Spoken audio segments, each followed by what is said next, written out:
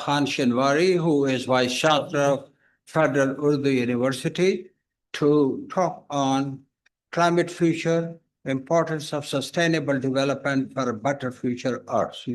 Dr. Khan, please.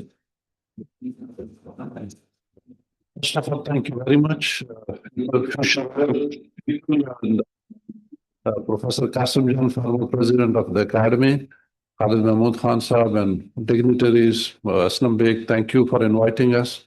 I will be very quick, taking not 15, but less than that. We had an excellent presentation by Kasuga Sensei and Abisa. With that background, just to say what's happening and why we really, when we talk about climate future and then sustainable development for better future Earth. What is now and what it is needed to address all these issues towards resilience and prosperity. Try to handle this, otherwise you can request to, yeah. So, first of all, future, climate future.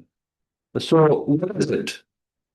The trajectory that we are having, the past that we had, the present that we are passing through, we can expect what future could be. If we don't take any action, what can happen? And then this critical specifically for Asia, and we will then turn it down to Pakistan too, when we talk about the change in the area, and when we have a choice of habitability, sustainability upon. How can we preserve it? How can we leave it behind to our next generations that are coming? So, if we talk about Asia now, we focus on it. Three major one, vulnerability issues among them. If we talk about the total Asia, high level, and Pakistan is among the top of them. Yesterday, Qasim Jan said, well, it's excellent. But with that is not industrial growth and needs to facilitate that population. So when we talk about it's not only the humans' growth, you have to grow other things too, and then you have the greenhouse emissions, etc., linked about that. So the objective is how we utilize all this, how can we mitigate the climate change that is coming up. If you look at the scenario, and all these countries, you are not feeling it. It's not even the tool, but it is coming up, increasing the temperature, average temperature. And Pakistan and India has suffered and has felt the increase in the temperature. And of course, because of that, Pakistan is blessed the most beautiful country that we stretch from 0 meter to 8,611 meters in the world. Nepal has used to have beautiful Punjab and Sindh and all this. That is what we don't have, and that is what we have.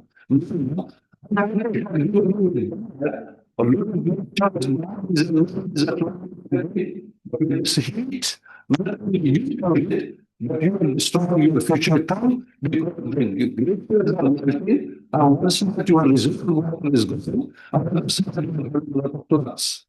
So those are the issues that we are confronted with, and we those that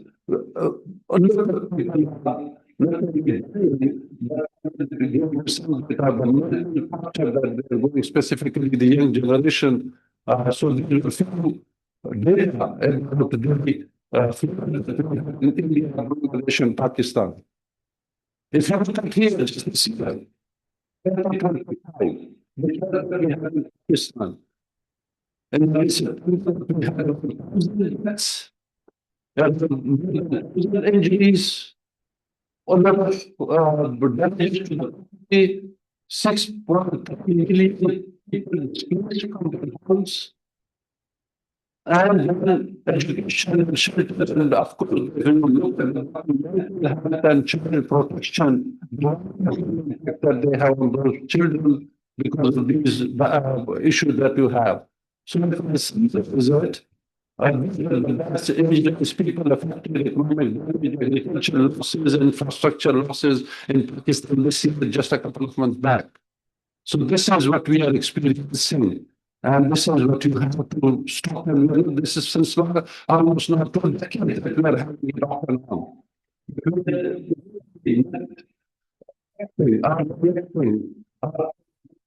This is what we all need to do and think about. So, another aspect of it, in China, in Southeast Asia, and if you look at history, it's not even, history is even 2 years or 10 years even, the China is 60, this year, they call it China's density because of the drought. And in 1976 to 1880, that caused famines across China. So they were historically that because of this climate change, they were suffering because they didn't learn a good lesson. After today is a week for us to think about it. And if you take examples of the storms, typhoons that we are having in Japan in 2019, we had the Hagibis. And that was really, I think I was there at that time. So this is what each year has experienced a different aspect of climate change that we have to look into it. And if you have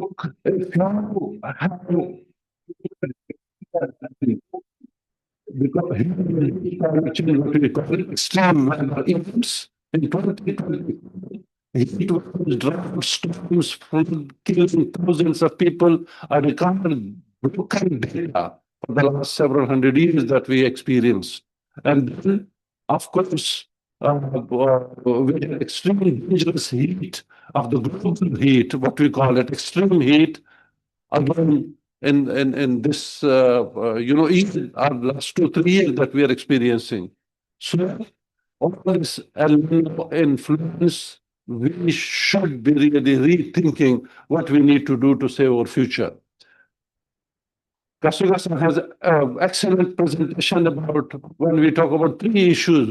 One, when we call it sustainability, we should have a vision for sustainability. The 2 is corporate social responsibility. This is not only for industry, for education, is for everybody else to have a responsibility. If you can teach someone, if you can talk to someone, for example, the Academy is doing a wonderful job, Pakistan Academy of Sciences. We are trying to raise awareness among the stakeholders, including the policymaker, what needs to be done. And finally, if we talk about the environment, social and governance, ESG, that is what we really need to focus on, and we have to reach everybody who is suffering because of that. So a couple of action.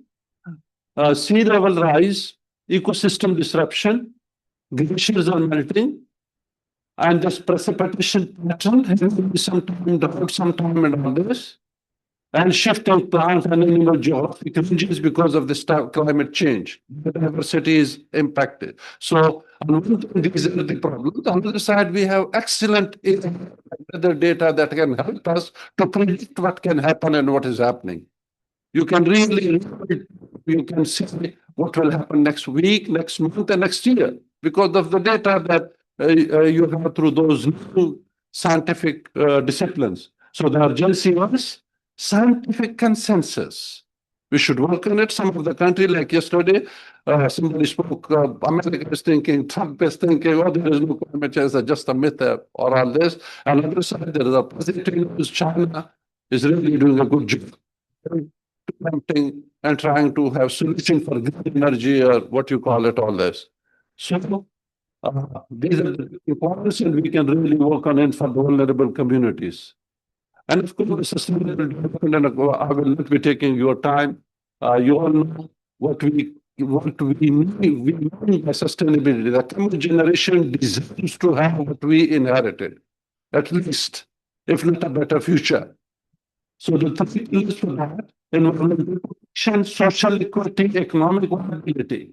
And we have to connect all that. And that is what we need to work on, and that is what we have to all of us, everybody, each one of us has the duty to talk about this in whichever sphere we are working. Just to give you one pollution example, plastic. You know, in some cases, for example, the fishing net, it takes 600 years to dissolve it, take it. So take it. I'm sorry, again, sometime I speak about it. Even the plastic nanoparticles are in your hereditary material now, women and men. This is what is happening. And that is the reality. So you take this one example of microplastics that infiltrate in your bones, in your blood, and everywhere. You don't feel it, but you have it. And that is what we should be talking. You know, 600 years for fishing, even a small tea bag takes 10 years to dissolve it. So this is the data that we have, and this is what we need to think about it. So sustainable development is the key for your future.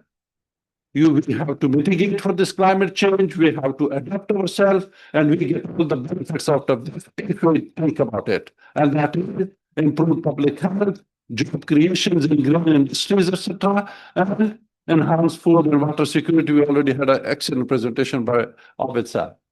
So that is, we have a strong relation with SDGs. We can co-benefit from the green investment, and if we do it, the election will lead us to something which we will suffer, all of us. So I conclude with these words towards resilience. We have to have foundational pathways, and Kasuga-san said that we don't have Pakistan on board, and I offer you on behalf of all of us that we will be soldiers for the term of sustainable development, and whichever way to talk, we are ready to cooperate and collaborate with you. Holistic approach we have to have together, and that is the paramount important. The most significant is the policy framework, policy makers. Khan has an excellent word that higher education doesn't need a minister, but minister needs higher education for them to be aware of all this. So we need to educate them. We need to talk to them. After 10, 15 minutes, I will be ready to talk to them about all these issues in one of the meetings. So the way forward. This integration, we have to foster innovation, take benefit of the technologies available for sustainable development. We have to cooperate with each other. Fusion is an excellent example. Let's have regional cooperation. I saw your slides in One Health, and this Sun Academy was one of the pillars of working on One Health for the last 1 decade almost, with the US academies and other academies on board. So we of course, we have to engage the community. We have to work with the indigenous people, with the vulnerable communities, with all of them. If they are building houses in the midway of the rivers, because that is not, so that is what we all need to work together. Thank you very much, ladies and gentlemen. I hope I'm in time before my boss rings the bell. I'm there, but thanks to this leadership for doing all this. And of course, Manuro Mitsuishan and Fumi Kasuga-san, thank you very much for having a wonderful symposium there. Thanks, ladies and gentlemen.